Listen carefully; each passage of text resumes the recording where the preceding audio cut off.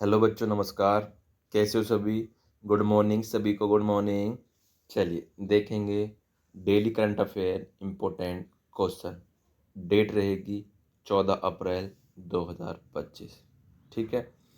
Question मेरा एक आपसे ये है कि 14 अप्रैल को हम कौन सा दिवस मनाते हैं, ये आपको कमेंट करना है।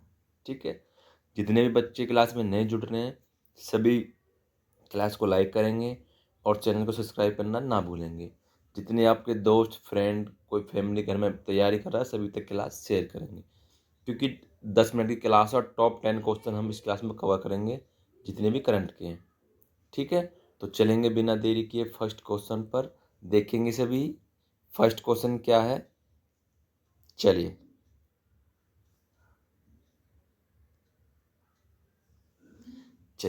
हाल ही में कौन अंतर्राष्ट्रीय सौर संगठन के साथ देश भागीदारी ढांचे पर हस्ताक्षर करने वाला पहला अफ्रीकी देश बन गया है?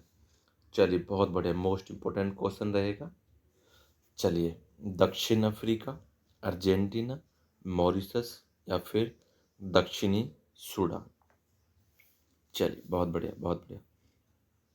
तो क्या हो जाएगा राइट ऑप्शन हमारा? बिल्कुल, ऑप्शन नंबर सी, मॉरिशस। ठीक है। चलिए, अब कुछ डिटेल है वो देखेंगे। चलिए आइए। मॉरिशस आईएसए के साथ सीपीएफ पर हस्ताक्षर करने वाला पहला अफ्रीकी देश बन गया है।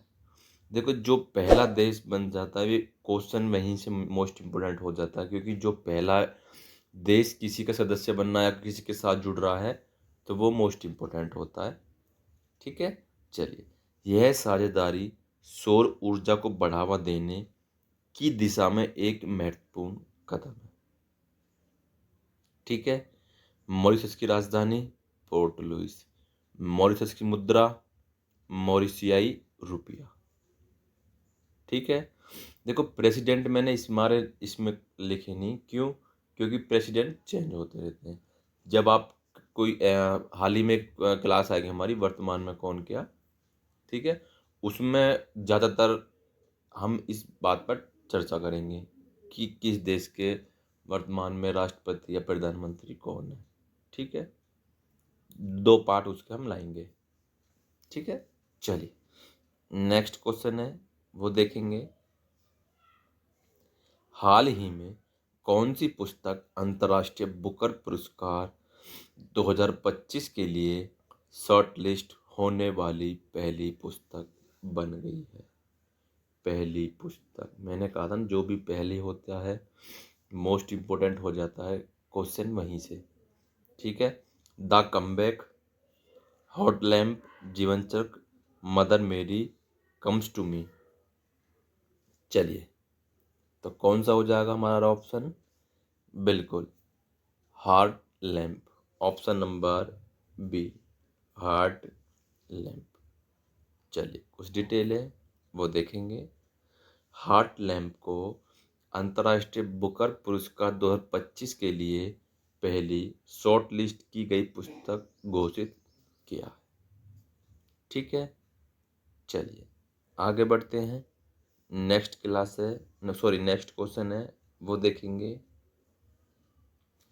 हाल ही में किस आईआईटी संस्थान ने अपनी एक रिपोर्ट में ओजोन प्रदूषण के कारण भारत की प्रमुख खाद्य फसलों में कमी की आशंका व्यक्त की है? मोस्ट इम्पोर्टेंट क्वेश्चन हो जाएगा ये भी। IIT Delhi, IIT Mumbai, IIT Kanpur या फिर आईआईटी खड़गपुर। चलिए, बताएंगे सभी क्या हो जाएगा राइट ऑप्शन हमारा? बिल्कुल, IIT Kharagpur, option number D हमारा बिल्कुल राइट हो जाएगा। चलिए, आगे बढ़ेंगे। चलिए, देखते हैं कुछ डिटेल। आईआईटी खड़गपुर की रिपोर्ट के अनुसार ओजोन प्रदूषण भारत की मुख्य फसलों जैसे धान, गेहूं, ठीक है, की उपज को प्रभावित कर सकता है। ठीक है। धान समझते हो ना किसके लिए बोलते हैं? जो ग्रामीण बच्चे उनको पता होगी, जो मूंजी लगती है, हमारी मूंजी लग रही है ना, मूंजी, उसके लिए धान ज्यादातर बोला जाता है। चलिए देखो, अब बात यह है कि आईआईटी खड़गपुर है कहाँ। आईआईटी खड़गपुर पश्चिम बंगाल के एक शहर है। ठीक है। यह भारत का पहला आईआईटी संस्थान है। देखो मोस्ट इम्पोर्टेंट हो जाता है, भारत का पहला आईआईटी संस्थान आईआईटी खड़गपुर। किस राज्य में? पश्चिम बंगाल में। किस शहर में? खड़गपुर। स्थापना कब हुई थी?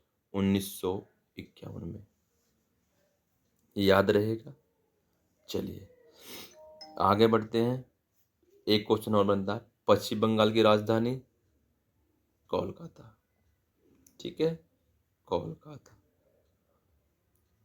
चलिए आगे बढ़े। चलिए आगे बढ़ते हैं।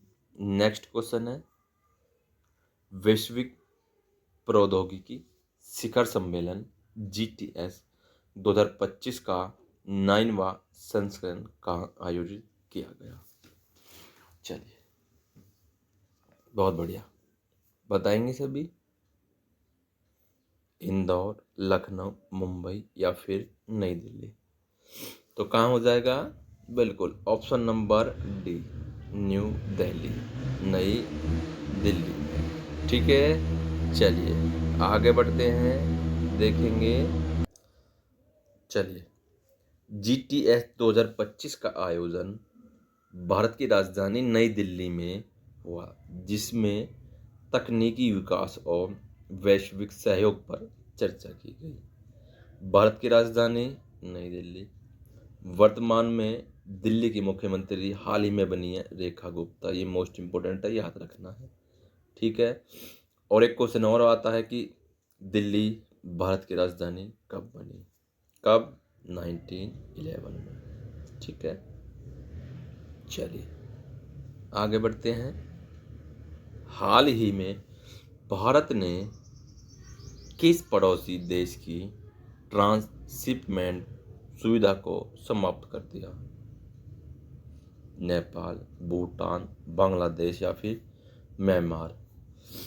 चलिए बहुत बढ़िया। तो क्या हो जाएगा राइट ऑप्शन हमारा? बिल्कुल Bangladesh, option number C, Bangladesh. चलिए बांग्लादेश, भारत ने बांग्लादेश के साथ ट्रांसशिपमेंट सुविधा को समाप्त किया क्योंकि समुद्री राजमार्ग के जरिए सामान के परिवहन से जुड़ी सुविधा थी। ठीक है। बांग्लादेश की राजधानी ढाका, मुद्रा टका। ठीक है। चलिए आपको कमेंट ये करना है कि बांग्लादेश भारत से अलग कब हुआ? ठीक है, ये आप कमेंट करेंगे। चलिए चल आगे बढ़ते हैं। नेक्स्ट क्वेश्चन है वसंत। चलिए चलिए वसंत पर्यटन को बढ़ावा देने के लिए कहाँ खुबानी फूल महोत्सव, कौन सा खुबानी फूल महोत्सव 2025 का आयोजन किया गया? चलिए लेह, लद्दाख, जम्मू कश्मीर या फिर उत्तराखंड? तो कौन सा हो जाएगा? बिल्कुल लद्दाख, ऑप्शन नंबर बी हमारा बिल्कुल राइट हो जाएगा। चलिए कुछ डिटेल है वो देखेंगे। यह उत्सव लद्दाख क्षेत्र में आयोजित हुआ ताकि वसंत ऋतु में पर्यटन को प्रोत्साहित किया जा सके और क्षेत्रीय संस्कृति को बढ़ावा मिले। चलिए बहुत अच्छी बात है। लद्दाख की राजधानी लेह। ठीक है। चलिए आगे बढ़ते हैं। नेक्स्ट क्वेश्चन है न्यायमूर्ति संजीव कुमार को किस उच्च न्यायालय का कार्यवाहक मुख्य न्यायाधीश नियुक्त किया गया? कौन सा कार्यवाहक?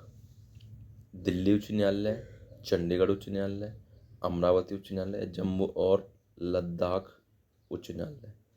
जम्मू कश्मीर लद्दाख उच्च न्यायालय। चलिए तो बताएंगे।